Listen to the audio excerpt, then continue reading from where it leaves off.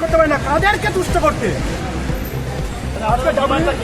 একটাই দাবি, West Bengal joint entrance exam তাদের এখনো অব্দি ফল প্রকাশ হয়নি। একইভাবে উচ্চ মাধ্যমিক পরীক্ষা পেরিয়ে গেল 3 মাস অতিক্রান্ত, এখনো অব্দি কোনো কলেজে ভর্তি প্রক্রিয়া শুরু হয়নি। বাংলার ছাত্রছাত্রী যে বাংলা বাঙালির কথা বলেন, সেই বাংলার ছাত্রছাত্রীদের ভবিষ্যৎ কি? মুখ্যমন্ত্রীর কাছে এই জবাব আমরা চাই। একদম গেরিলা পদ্ধতিতে আমরা বিকাশ ভবন ঢুকবো, আর যদি না ঢুকে এখানে অনির্দিষ্টকাল দেখি পুলিশের সুব্রত অধিকারী সেন্ট্রাল ওয়ার্কিং কমিটি মেম্বার। এটা নতুন কিছু নয়, এনারা অভ্যস্ত হয়ে গেছেন, এটাই আমাদের কাজ। আমরা তো ঢুকবো, আপনারাও আছেন, আমরাও আছি, দেখি না কি আমাদের সাথে আমার যেতে দিন, এরকম করবেন না, তাই একদম না।